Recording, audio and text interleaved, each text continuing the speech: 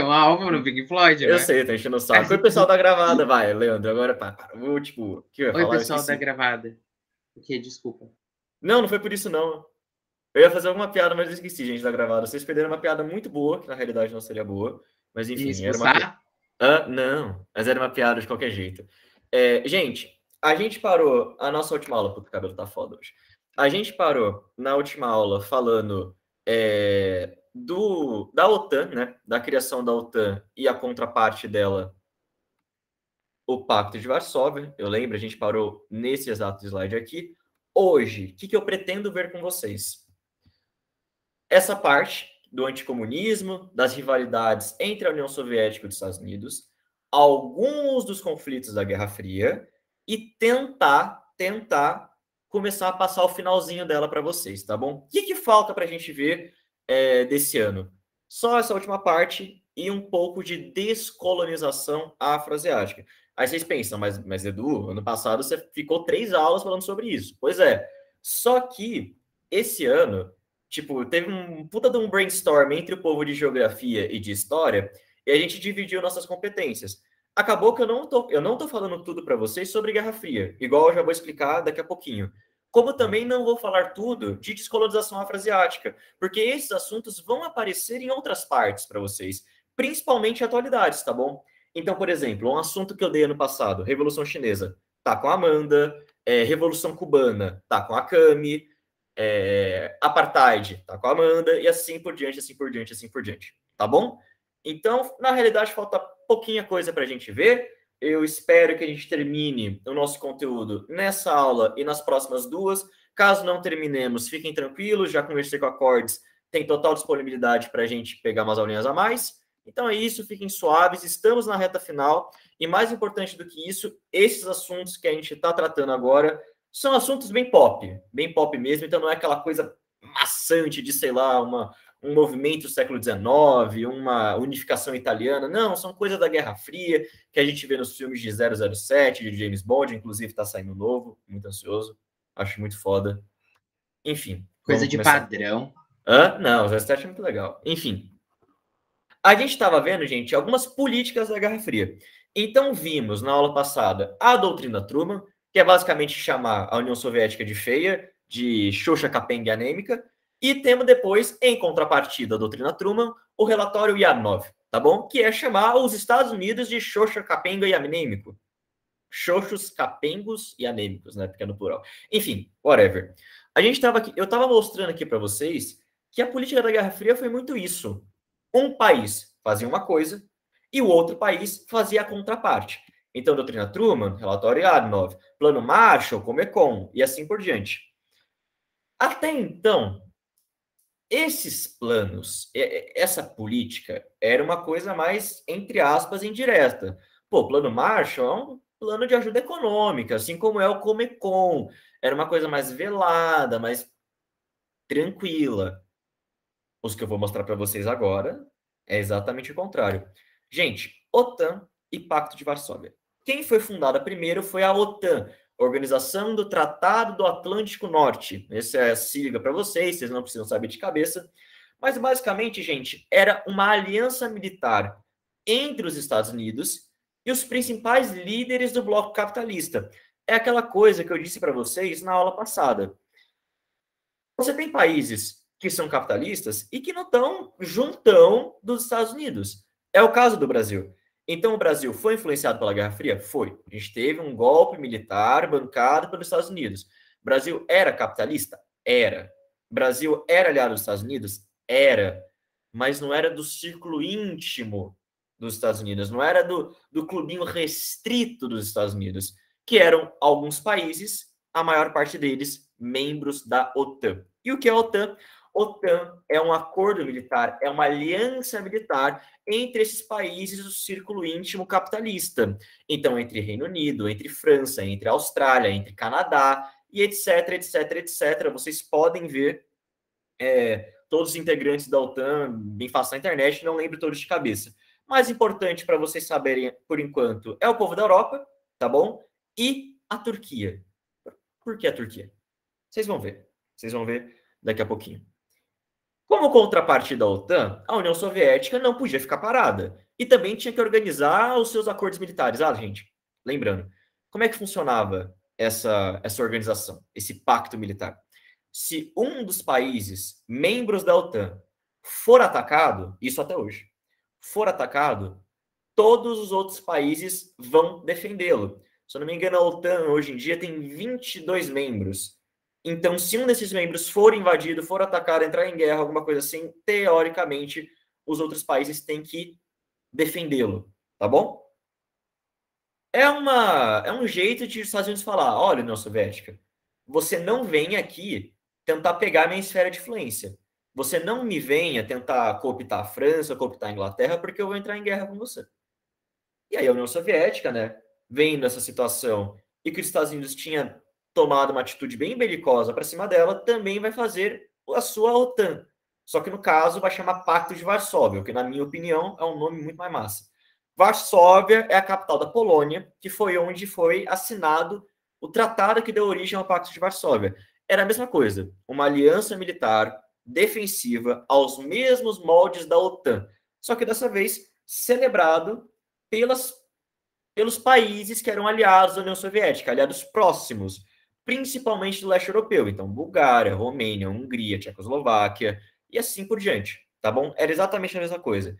Se um desses países fosse atacado, a União Soviética e demais membros do Pacto de Varsóvia teriam que defendê-los, tá bom? É aqui que começa a escalar de vez mesmo a rivalidade entre os países. Principalmente porque em 1949, salvo engano, eu coloquei isso para vocês. Não coloquei? Jesus amado. Olha, acho que eu citei, mas eu não falei. 1949 é o ano que a União Soviética faz seu primeiro teste nuclear, que eles criam sua primeira bomba nuclear com sucesso. Então, a partir de agora, a Guerra Fria vai ficar muito tensa e vai piorando, piorando, piorando, até chegar no seu auge, que é o próximo slide que a gente vai ver. O dia em que o mundo quase acabou. E nesse cenário de radicalização, de uma maior inimizade entre os dois blocos que estavam liderando o mundo, a gente tem nos Estados Unidos um movimento político chamado macartismo, que a gente também conhece como caça às bruxas, tá bom, gente? Basicamente é o seguinte, você tinha um senador republicano, esse que vocês estão vendo aí à direita, né, chamado Joseph McCarthy. McCartney. McCartney ou McCarthy, eu não lembro agora, peraí. Jesus amado. Joseph McCarthy. Oh, cacete. É McCarthy, não é MacArthur. Enfim, eu confundo as pessoas lá, sobrenome. E ele era uma pessoa muito anticomunista. Muito, muito mesmo. E conforme a Guerra Fria estava escalando, ele viu uma oportunidade de usar desse medo da população do holocausto nuclear, desse medo de uma nova guerra logo depois da Segunda Guerra Mundial, e ele começou a subir em carreira. Ele se usava muito desse discurso, tá bom? Para alavancar a própria propaganda política. E aí ele vai fazer o Senado dos Estados Unidos, as câmaras legislativas dos Estados Unidos, abrir como se fosse uma CPI, tá bom? Eu estou simplificando muito, não é uma CPI, mas é parecido. Que era o Comitê de Atividades Anti-Americanas, tá bom? É esse aqui que vocês estão vendo aqui. Basicamente, era um órgão que fiscalizava se tinha algum membro dos Estados Unidos, alguma pessoa dentro dos Estados Unidos com alguma tendência comunista, tá? Comunista, tá bom? Percebam muitas aspas. E é por isso que chama caça às bruxas, gente. Porque foi um período de muita perseguição política, muita gente foi presa, muita gente foi exilada, muita gente foi morta, tá bom? E não necessariamente essas pessoas eram culpadas, tudo bem. É uma idiotice tremenda você prender alguém por ser comunista. Mas mesmo que fosse uma coisa certa, muita gente não era, e foi presa, foi exilada de qualquer jeito. Querem um exemplo muito grande disso? O Charlie Chaplin, gente. O Chaplin lança em 30 e pouco Os Seus Tempos Modernos, né? Já mostrei esse filme para vocês quando a gente estava vendo a Revolução Industrial. E a partir daí o Chaplin já cai no pente fino do FBI. Já achavam que ele era comunista, que ele estava assim com a União Soviética, o que não era verdade. Na primeira oportunidade que esse Comitê de Atividade Anti-Americana teve para perseguir o Chaplin, eles aproveitaram. E o maior gênio da história do cinema foi exilado dos Estados Unidos. O Chaplin literalmente foi mandado embora. Ele saiu para viajar, cancelaram o visto dele, porque o Chaplin não é dos Estados Unidos, ele é britânico, né? E ele não podia mais voltar. Uma coisa ridícula desse jeito. Por outro lado, a gente teve também alguns atores, algumas pessoas famosas desse mundo de Hollywood que delataram outras pessoas. Ou seja, que acusaram outras pessoas, outros atores, outras entidades do mundo político de serem comunistas. Quer exemplo? Ronald Reagan, que depois ia ser presidente dos Estados Unidos, né? E o Walt Disney. Também delatou, apontou dedinho para um monte de gente. E esse pessoal foi perseguidaço, tá bom? Além disso, agora vem coisa muito de filme, né? De espião, essa coisa. A gente tem um aumento no serviço de inteligência, tanto dos Estados Unidos quanto da União Soviética. Então, os Estados Unidos, desde o final da Segunda Guerra Mundial, em 1947, fundou a CIA, seu principal órgão de investigação aí, né? Que financiou uma cacetada de golpe pelo mundo, mas enfim, não vamos entrar em detalhes. E a União Soviética com a sua KGB, que eu acho muito sinistro, acho muito pica. Enfim, eram órgãos de espionagem estratégicos e feitos para repressão, tá bom? É aqui que a Guerra Fria ganha sua principal forma e que vai perdurar até mais ou menos os anos 70, anos 80, ok? Alguma dúvida até aqui? Ele era o quê, o Edu? Quem? O Mac. O McCarthy, ele era senador. Senador. Tá, valeu. Imagina. E tipo, o presidente, tipo, na época não. Foda-se. Tipo, não. Ah, era o Lyndon Johnson. Não, Lyndon Johnson? Quando que foi isso? Eu sempre confundo as datas. Mas, tipo, ele não influenciou em nada. Tipo, o cara influenciou mais do que o presidente. Não, não é que ele influenciou mais que o presidente. Tipo assim, você já tinha esse movimento grande de medo comunista. Ele foi lá e alavancou a própria carreira. E aí o Senado pode propor essas coisas. O Senado tem total autonomia dos Estados Unidos para propor esse tipo de coisa. Ele falou, vamos criar um comitê anti-americano. E é isso daí. Se eu não me engano, o presidente na época era o Eisenhower, que não era exatamente o cara mais tranquilo do planeta Terra. Entendi. E eu só queria te perguntar se essa atividade anti-americanas, ela era um órgão, então, do marcatismo, é isso? Tipo assim, não é um órgão do macartismo, é um órgão tipo da política dos Estados Unidos, é tipo um órgão vinculado ao Senado, se eu não me engano. Mas é um órgão influenciado pelo macartismo, sim, você tá certo. Tá, Entendi o que você valeu. quer dizer. Obrigado, Imagina. obrigado. Ok, gente. Só isso, né? Tá. Agora vamos ver, né? Estamos vendo a criação da OTAN, Pacto de Varsóvia. Vamos ver agora o principal ponto da Guerra Fria, o dia que o mundo quase acabou. E eu não estou falando tipo de eufemismo, realmente quase deu merda. Esse dia chegou perto das coisas acabarem. Bom, eu coloquei aqui a bomba nuclear. Em 1949, a União Soviética testou com sucesso pela primeira vez a sua bomba nuclear. E aí, aquela arma que varreu duas cidades instantaneamente não era mais monopólio dos Estados Unidos. E só não era monopólio dos Estados Unidos como a única outra superpotência que tinha uma bomba nuclear era o principal rival dos Estados Unidos. Era a fucking União Soviética. Isso escala a Guerra Fria de uma maneira que vocês não têm. A gente não consegue entender. A gente que vive hoje em dia não tem condições de entender, apesar do holocausto nuclear estar mais perto do que nunca. Mas, enfim, a gente não consegue saber o medo que isso gerava naquela época. E aí é que começa a realmente a esquentar essa guerra que até então estava fria. Em 1959, Fidel Castro e os guerrilheiros lá do movimento 18 de abril, acho que era 18 de abril, enfim, o movimento de guerrilha de Cuba depõe o presidente Fulgêncio Batista da ilha de Cuba e instaura posteriormente um governo comunista na ilha. Portanto, Cuba, que percebam pelo mapa, fica do lado dos Estados Unidos, é literalmente pertinho, dá para nadar até a Flórida, se tornou comunista e, portanto, uma aliada da União Soviética. Obviamente, os Estados Unidos tinham medo que o comunismo de Cuba se espalhasse para os outros países da América, né? Tentou, em um primeiro momento, sufocar a Revolução Cubana e, quando isso não deu certo, financiou uma cacetada de golpe militar pela América Latina, uma coisa que a gente sabe muito bem. Operação Condor, aqui na América do Sul, a interferência da Guatemala em 54, de Honduras, e assim por diante, assim por diante, assim por diante, todos aqueles golpes que a CIA deu.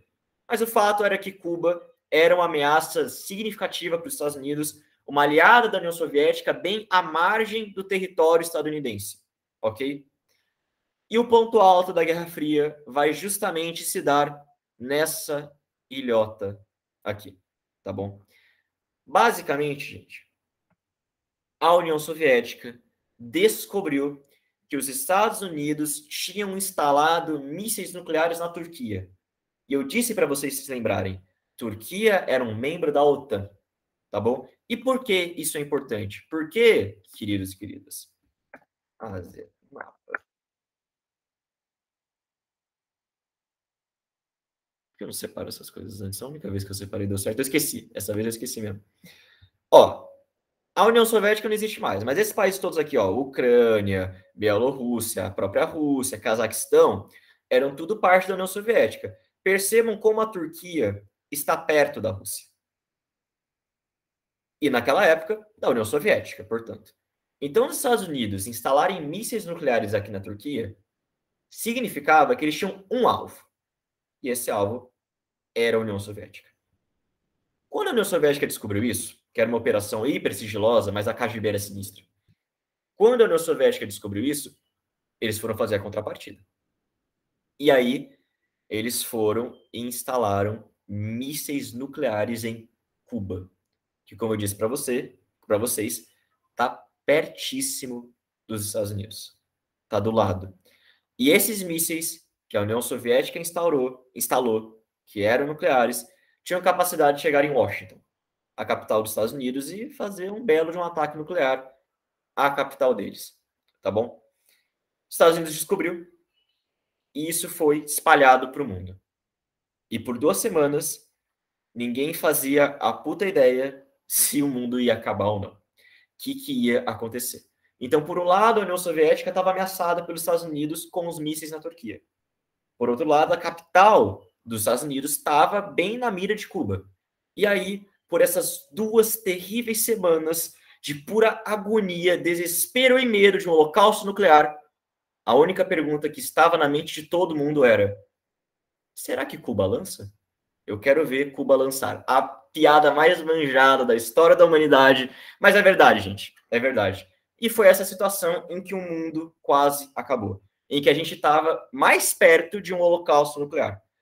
No final das contas, os 2 países chegaram a um acordo diplomático, secreto, em que a União Soviética ia desengajar seus mísseis nucleares de Cuba e os Estados Unidos fariam o mesmo na Turquia. Mas o mundo quase acabou. Quase acabou mesmo. Faltou isso daqui para acabar. Inclusive, off-topic, fofoca de história aqui para vocês, não tem nada a ver. Tinha um submarino nuclear da União Soviética que estava patrulhando as águas dos Estados Unidos. E submarino você não detecta. Ele está embaixo da água, ele fica na dele, não dá para saber. E submarino nuclear quer dizer que o menininho tinha uma ogiva nuclear. E aí, por algum erro de comunicação, que deu um problema, o submarino, a tripulação desse submarino, tinha entendido que uma guerra tinha começado. Ele tinha entendido que essa crise dos mísseis aqui, na realidade, tinha começado uma guerra.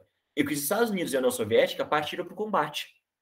E esse submarino, por estar perto da costa dos Estados Unidos, tinha condições de lançar uma ogiva nuclear dentro do território deles.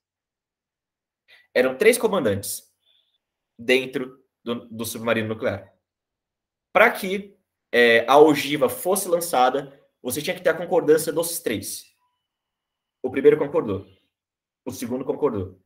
E o terceiro, graças a Deus, não autorizou o lançamento. A ogiva nuclear não foi lançada, aquele mal-entendido não escalou para uma guerra e o mundo ainda segue até hoje. Mas foi quase. Foi muito perto. Para vocês verem como que estava a situação nesse período de crise. Ok? Tá tudo bem, gente? Até aqui? Você vê, uma pessoa ia começar a Terceira Guerra Mundial, você vê isso. Não, mas é mesmo, é de fato. E o pior é que ia ser uma Terceira Guerra Mundial com o lançamento de um míssil nuclear. Então, assim, não ia sobrar a União Soviética, gente. Assim como não ia sobrar os Estados Unidos. Talvez o mundo fosse um lugar melhor. Mentira, não ia ser. Tô enchendo o saco. Alguma duvidazinha? Não. Gente do chat? Tranquilo? Então, bora continuar. Hoje, a gente sabe que nenhum conflito direto entre a União Soviética e os Estados Unidos aconteceu. As duas potências nunca entraram em guerra declarada uma contra a outra, senão o mundo ia dar uma bela de uma acabada. Mas eu disse para vocês na aula anterior que isso não impediu que a Guerra Fria, na real, fosse meio quente. Fria no sentido que as duas grandes potências nunca se engajaram diretamente, mas muito quente porque usaram de sua influência para começar conflitos ao redor do mundo. Esse é o caso das duas guerras que nós vamos analisar hoje. Guerra das Coreias e a famosíssima pop Guerra do Vietnã. Tá bom? Tiveram outros conflitos. Guerra do Afeganistão, algumas guerras de descolonização da África, que vamos ver na próxima aula, sem ser essa na outra. Quer dizer, sem ser na próxima. Não. Enfim, a gente vai ver. Mas essas são as principais e essas são a que eu vou trazer aqui para vocês. Tá bom? Que são o grande símbolo da Guerra Fria. Que horas são? Vai dar tempo de passar as duas, com a graça de Deus. E acho que até dá para passar o primeiro slide do fim da Guerra Fria. Vamos lá. Esse Gente. já é outro slide, né?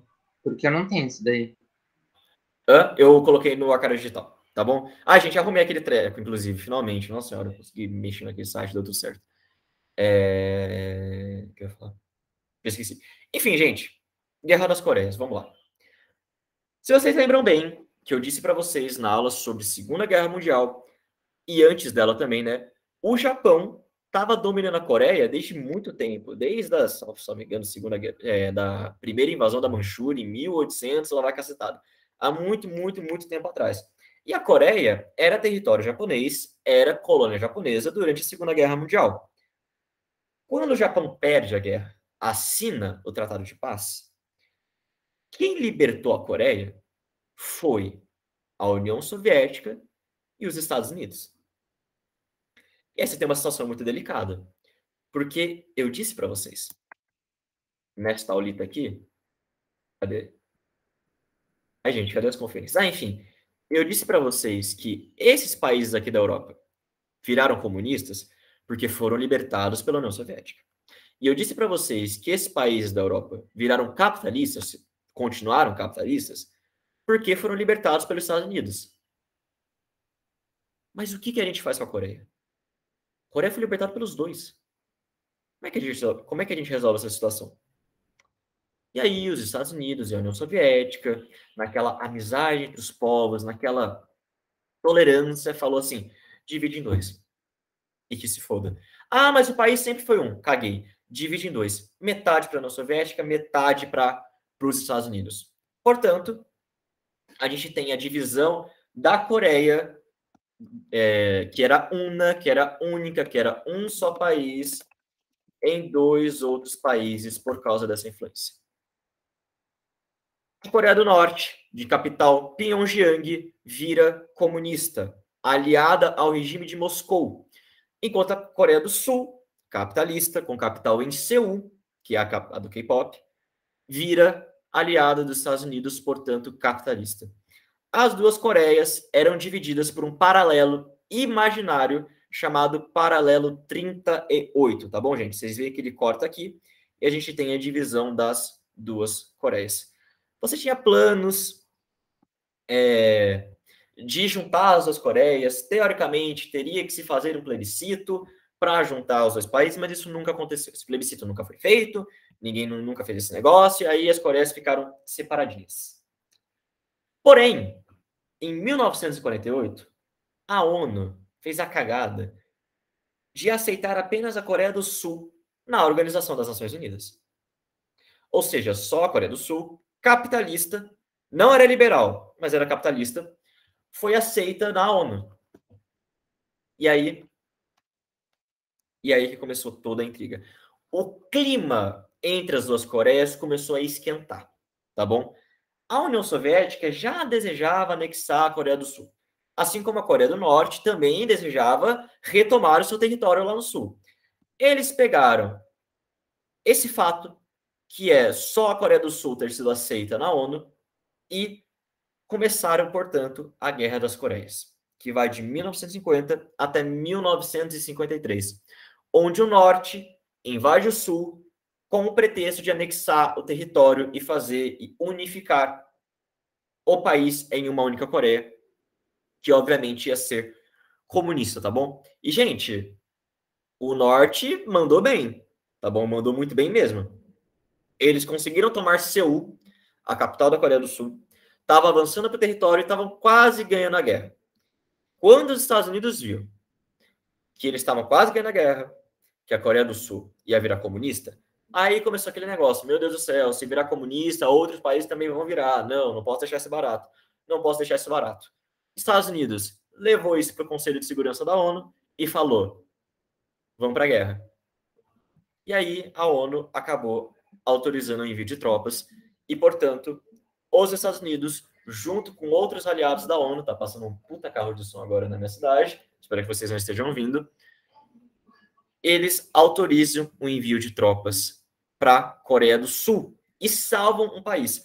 Então, gente, foi uma briguinha de gato e rato, que na realidade eu nem vou colocar aqui para vocês esse slide agora, eu vou só mostrar uma mapinha para vocês entenderem. Aqui, esse é o paralelo 38. Em 1950, começa a Guerra das Coreias. O Norte invade o Sul. Captura, pelo amor de Deus. Captura Seul, a capital da Coreia do Sul, e tá quase ganhando a guerra, tá quase ganhando a guerra. Quando tá chegando aqui, já no finalzinho, já para acabar, as forças da Coreia do Sul estavam se destruindo, aí os Estados Unidos intervêm. Leva a questão da Guerra das Coreias para o Conselho de Segurança da ONU, a ONU autoriza a invasão do país, e aí entra Estados Unidos, entra todo mundo do Conselho de Segurança lá para bater nesses caras e para mandar eles para longe.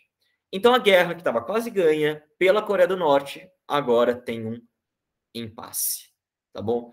Agora eles conseguem retomar os territórios da própria Coreia do Sul. E não só retomar, como avançar para dentro do território. Então olha que interessante, a Coreia do Norte, aqui, em 14 de setembro de 1950, quase ganhou a guerra, e a Coreia do Sul, aqui, em 27 de julho de 1953, quase ganhou a guerra também. Eles conseguem capturar Pyongyang, a capital da Coreia do Norte, e estão quase tomando o país inteiro.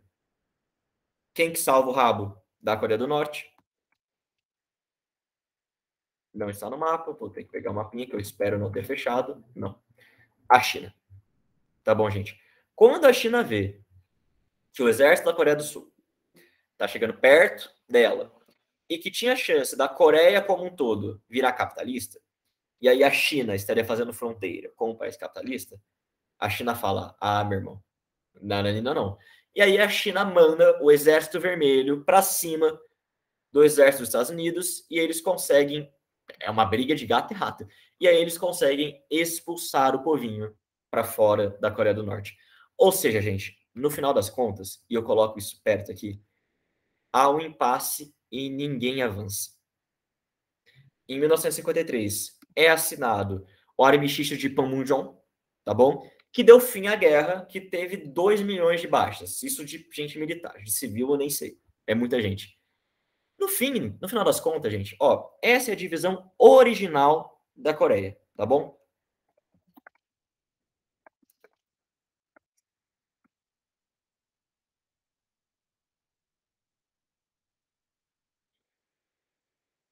E essa aqui é a divisão de hoje em dia. Vamos comparar? Ó, antigamente... Não mudou nada, não mudou nada. Quase nada. Uma guerra inútil. 3 anos, 2 milhões de pessoas mortas e não mudou um puto. Parabéns. Guerra das Coreias para vocês aí. Então, gente, recapitulando. ONU colocou a Coreia do Sul como única representante da Coreia na Organização das Nações Unidas. Coreia do Norte invade o país. Quase ganha a guerra. Estados Unidos, cagado de medo, vai para o Conselho de Segurança, fala, temos que intervir. Aí vai lá, Estados Unidos e o povo da ONU vai lá, varrendo, até que chega perto da China, a China fala, não vou deixar, manda o Exército Vermelho e fica nessa situação até hoje. Uma guerra inútil. Alguma dúvida? Toda guerra é inútil, mas essa foi especialmente inútil. Alguma dúvida, gente? Até aqui? Tudo suave? Então, tá bom. Vamos terminar a guerra, com a guerra do Vietnã, que também é rapidinho. E vocês vão ver que a guerra do Vietnã é muito parecida com a dos Estados Unidos. Dos Estados Unidos não, a guerra das Coreias, tá bom? Vamos lá. Gente, o Vietnã, especificamente, esse paísinho aqui, que fica no Sudeste Asiático, deixa eu mostrar no mapa para vocês, que eu acho importante essas coisas, ó. Pra vocês terem ideia de onde fica. Porque, sei lá, eu amo o Sudeste Asiático. Para mim, o Sudeste Asiático é tudo. muito, muito foda mesmo. Ó, gente, vamos pegar esse mapa. Sudeste Asiático, aqui, ó. Aqui, tá bom?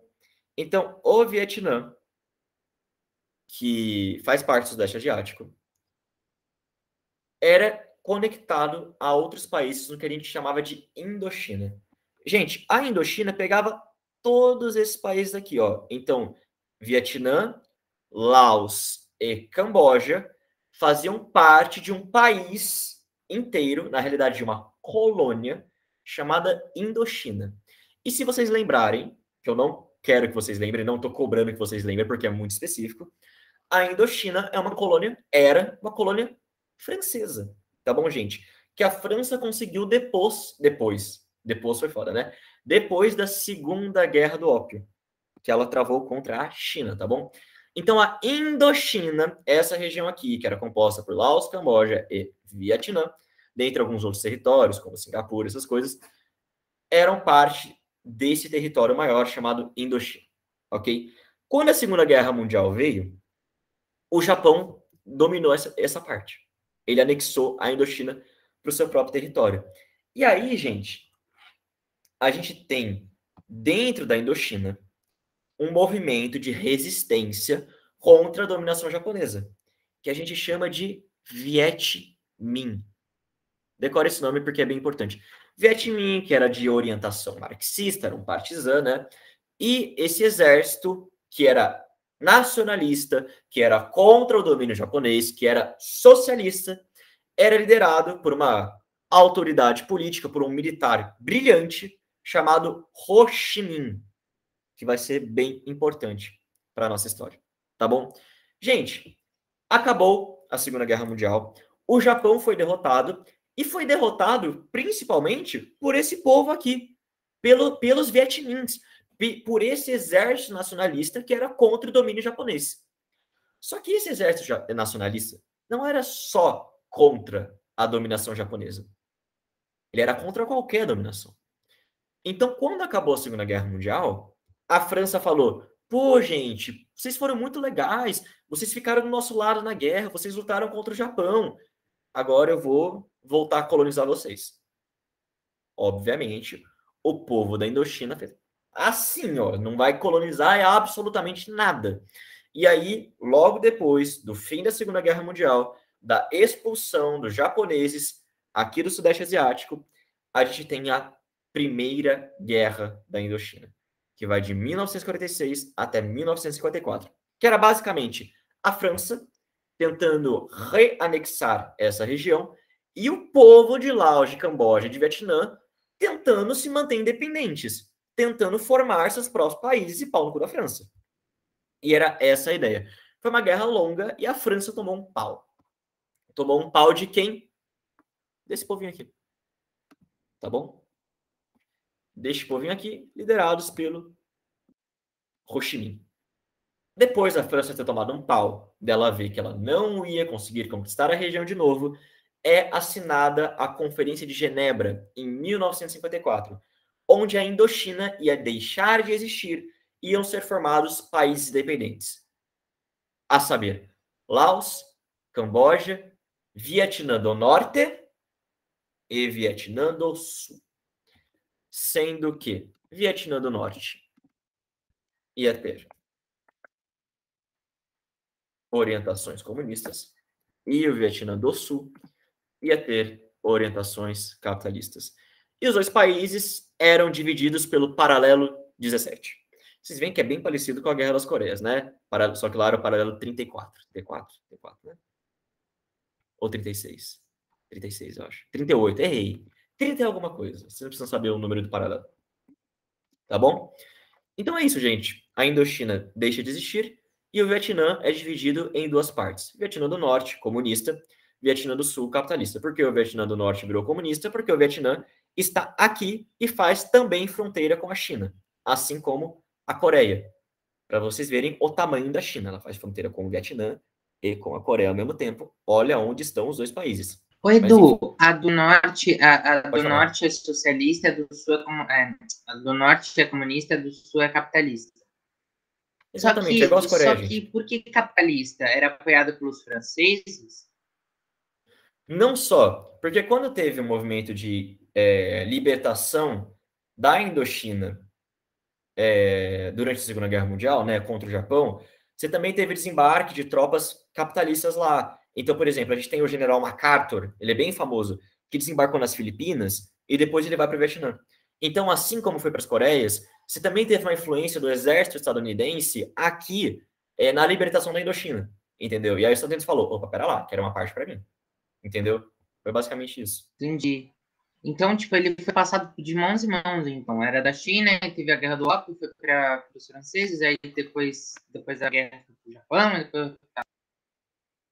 Exatamente, foi China, Japão, quer dizer, China, França, Japão, tentou sair da França de novo, não conseguiu e agora está repartido. Entendi. Esses governos, gente, são independentes. Vietnã do Norte, Vietnã do Sul são independentes. Mas assim, peronomútil, independência até a segunda linha. Tinham relações muito íntimas com os Estados Unidos e União Soviética. É aquele negócio que a gente sabe, né? Como é que é. A gente sabe muito bem. Qual que é o rolê, gente? O povo do Vietnã do Norte nunca aceitou, e eu juro que eu só vou terminar essa parte, não é longa, eu vou passar 5 minutinhos só do tempo. O povo do Vietnã do Norte nunca aceitou ser dividido. Eles nunca engoliram essa situação. Eles queriam que o Vietnã fosse único e comunista, tá bom? Então, no Vietnã do Sul, que já era capitalista, que era aliado dos Estados Unidos, a gente tem a fundação de uma guerrilha. E uma guerrilha comunista. Qual que é o nome dessa guerrilha? Vietcongs, que é o termo que a gente sabe bem melhor, né? Por causa de música, por causa de filme, esse tipo de coisa. Então, recapitulando, para vocês não se perderem, porque os nomes são parecidos. Viet Minh é o nome do exército revolucionário comunista do Vietnã do Norte, que libertou a Indochina, foi um dos das forças que libertaram a Indochina do Japão. Vietcong é outro rolê. Vietcong é o nome da guerrilha, também comunista, que se instaurou no Vietnã do Sul após a divisão do Vietnã. Porque eles não aceitavam que o Vietnã fosse dividido. Eles queriam um único país comunista. Ok? Percebam que é bem parecido com a história das Coreias, né? Termos esclarecidos aqui? Ok. Beleza, então. Gente, os Estados Unidos passou cada vez mais a investir no Vietnã. Você estava, então, tendo basicamente, gente, uma guerra civil dentro do Vietnã do Sul. Era o exército do Vietnã do Sul contra os Vietcongs, contra essa guerrilha comunista, que obviamente era bancada pelo Vietnã do Norte, tá bom? O Vietnã do Norte mandava dinheiro para eles, mandava recursos. Era bancado pela União Soviética, pela China, tinha bastante ajuda mesmo. Os Estados Unidos tinham medo que se o Vietnã virasse comunista, se o Vietnã fosse unificado, outras potências do leste asiático também iam seguir o mesmo destino. Então ele tinha medo do chamado efeito dominó, em que um país vira comunista e todos os outros viram. Então Laos, Camboja e aquele povo daquela região. Por causa disso, assim como fez na Guerra das Coreias, os Estados Unidos mandaram muito dinheiro e o exército para defender o Vietnã do Sul, para que ele não se unificasse dentro de uma bandeira comunista e influenciasse os seus vizinhos. Quem assina a entrada formal das tropas dos Estados Unidos dentro da Guerra do Vietnã é o presidente Lyndon Johnson, tá bom? Em 1964. Até então, os Estados Unidos intervia no Vietnã do Sul, mandava dinheiro, influenciava politicamente, vendia armas, mas não era o exército dos Estados Unidos. A partir de agora vai ser. Então, em 64, a gente tem a entrada formal dos Estados Unidos na Guerra do Vietnã. Tá bom? Então, olha só. A Guerra do Vietnã não começa com os Estados Unidos. Ela começa com um conflito entre o Vietnã do Norte e o Vietnã do Sul, ok? Entre as guerrilhas Vietcongues e o povo. Então, era um país tentando anexar o outro, igual a Guerra das Coreias. Os Estados Unidos, até então, não estava na guerra. Não tinha tropa dos Estados Unidos na guerra. Ele vendia armas? Vendia. Influenciava economicamente? Influenciava, mas ele não estava na guerra. A guerra começa em 1959. Os Estados Unidos só entram no conflito em 64, tá bom? Então não confundam. A Guerra do Vietnã não começou com a invasão dos Estados Unidos. Os Estados Unidos invadem depois, posteriormente, tá bom? Aí é aquele negócio, né, gente, que a gente sabe muito bem, por causa de filme, não vou entrar em detalhes, do povo do Vietnã se escondendo na floresta e fazendo trilha maluca e dando uma surra maravilhosa nos Estados Unidos. Enfim, gente, a Guerra do Vietnã, diferentemente da Guerra das Coreias, ela começou a ser vista como uma guerra inútil, tá bom?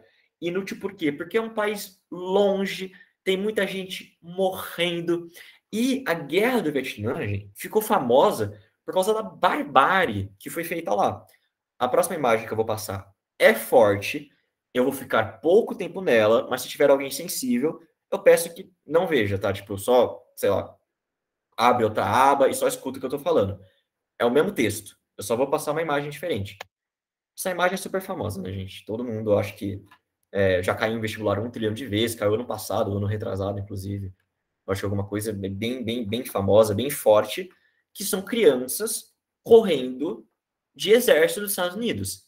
Crianças que tinham acabado de ser bombardeadas com napalm. Napalm é uma bomba, queima, gente, dói pra cacete. Aí essa criancinha aqui, que tá viva, ela arrancou a roupa que tava queimando a pele dela e jogou fora. Era isso que chegava para o Ocidente. Era uma guerra muito violenta, e principalmente violenta contra os civis. O exército dos Estados Unidos não tinha nenhuma moderação, eles iam para cima do povo, e matava velhinha, e matava criança. Então, o povo do Ocidente, e principalmente os Estados Unidos, está falando, vocês estão matando inocentes, vocês estão matando crianças, vocês estão matando idosos, eles nem guerrilheiros são. Pelo amor de Deus, a gente está gastando dinheiro, nosso exército está morrendo, o povo deles está morrendo, não tem sentido vocês continuarem com essa guerra. E aí começou toda uma campanha gigantesca para acabar com a guerra do Vietnã. O grande exemplo disso, povo que abriu outra abinha, eu já voltei, tá? Para a imagem family friendly. Para acabar com essa guerra, você teve um grande movimento de contracultura, sendo o grande símbolo disso o Woodstock, tá bom, gente?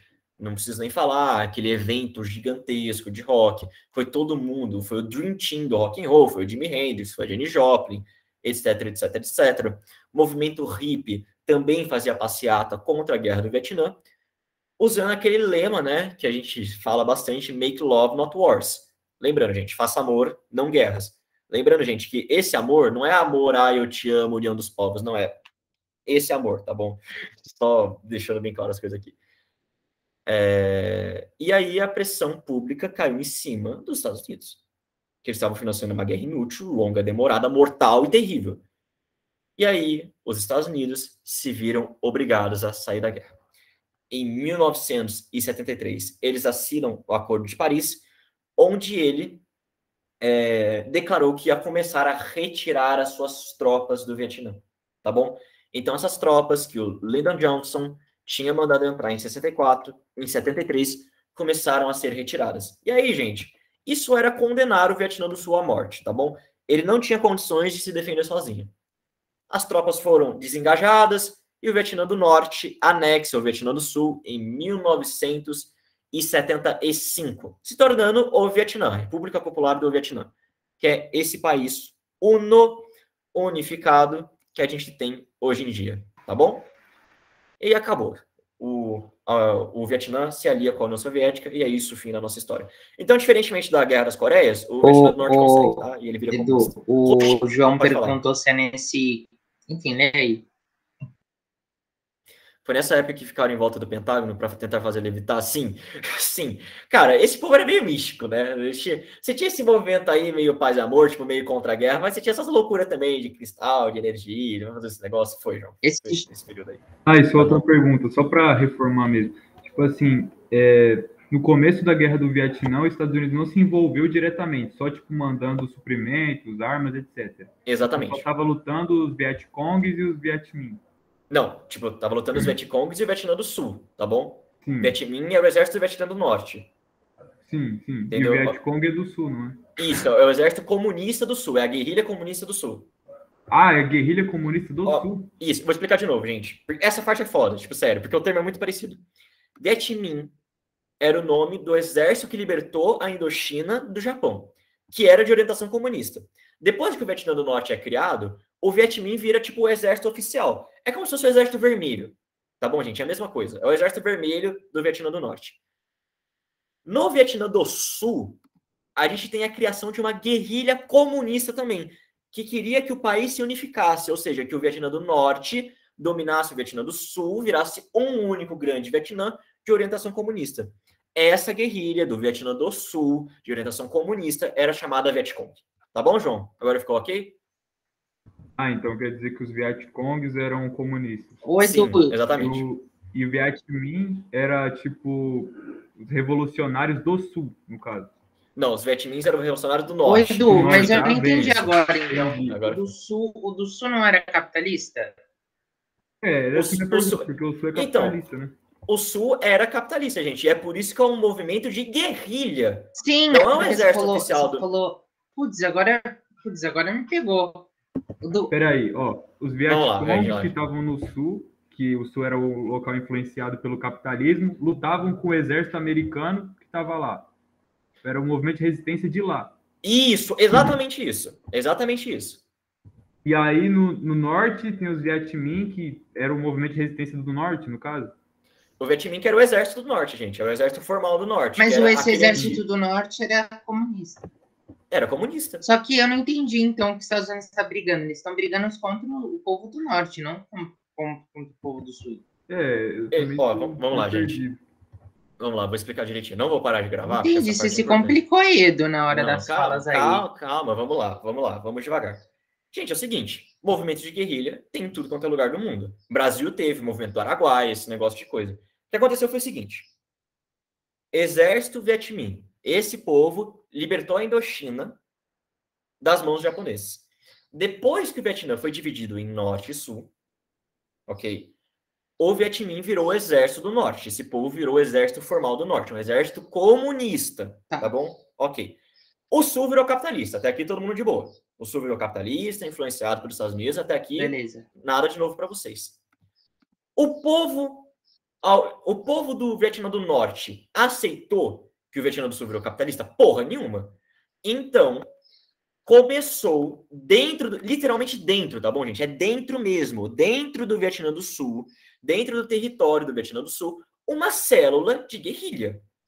Como é uma célula aqui no Brasil, como foi a guerrilha do Araguaia, lá do Carlos Marighella. Uma célula de guerrilha comunista. Exatamente. E essa comunista? E essa célula de guerrilha comunista chamava Vietcong. Mas no Sul não era capitalista? O Sul era capitalista, e esse povo Vietcong estava contra o governo do Sul. Era uma célula de guerrilha, eles queriam tomar o poder. Era algo financiado pelos Vietminh? Óbvio, né, Norte? Óbvio, bem. Óbvio, né? Então do Vietnã é uma guerra no Sul, no Vietnã do Sul. É uma guerra algo que os Vietminh implantaram lá no Sul. Não foi nada no Norte, então. Não, a guerra foi quase que inteira no Sul. Ah, tá. Então a briga foi entre os Vietcongs, que eram socialistas, que eram amandos dos Vietminh, e o exército contra o exército dos Estados Unidos, e antes dos Estados Unidos entrar na guerra, contra o exército do Vietnã do Sul.